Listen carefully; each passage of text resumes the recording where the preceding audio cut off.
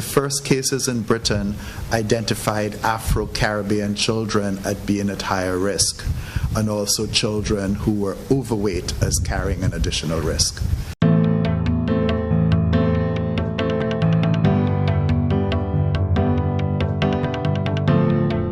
It's always heart-wrenching to hear of the death of a child.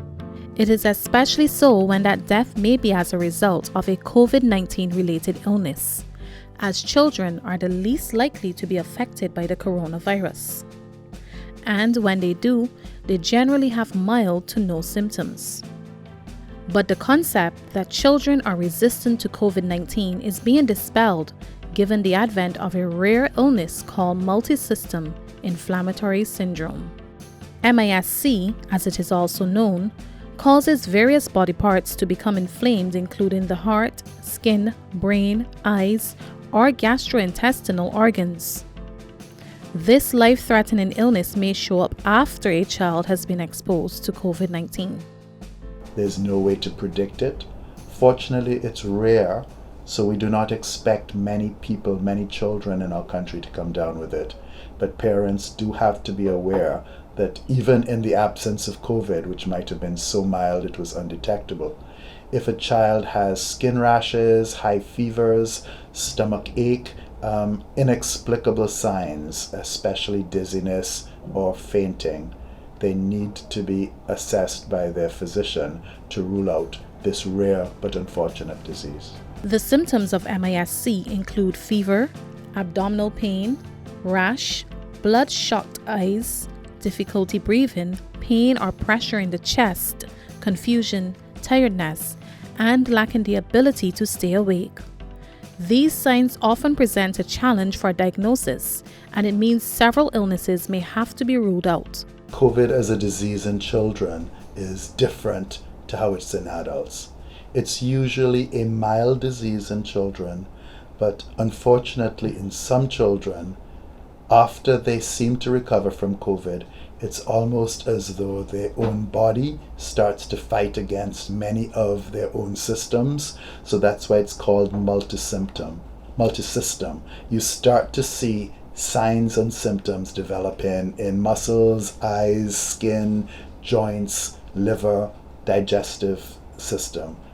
So they usually come in after they have recovered from COVID, sometimes, many times, not even knowing that they have ever had COVID. And it can be a diagnostic problem to figure out because it mimics many things. There are diseases that children get, like toxic shock syndrome or Kawasaki's, which all have to be excluded. Right now, for us, dengue would be something we would consider.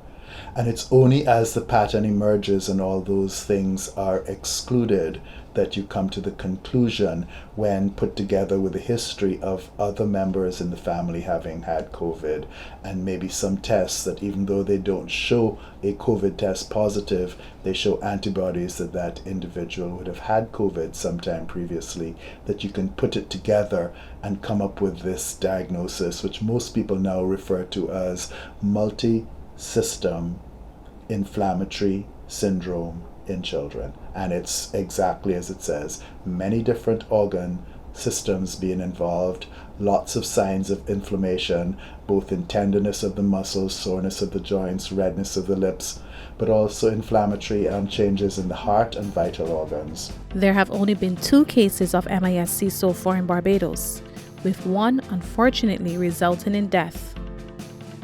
It's a rare disease. Papers coming out of Trinidad, which is a larger country, where they've been looking for it. I think they have identified maybe 24 possible cases. Dr. Cave is appealing to parents to talk to their children about MIS-C, but to do so in a way that it doesn't cause panic. Remember, it is a rare disease. Reassure them that it is very unlikely, but they have parents, grandparents, and people who love them who will check to make sure that they remain well, and if there are any concerns, they will take them to be the appropriate place so that they can be made well. It's really important during a stressful time of a national pause or a lockdown like this, when tensions run high, to reassure children that they will be well. That's the role of a parent.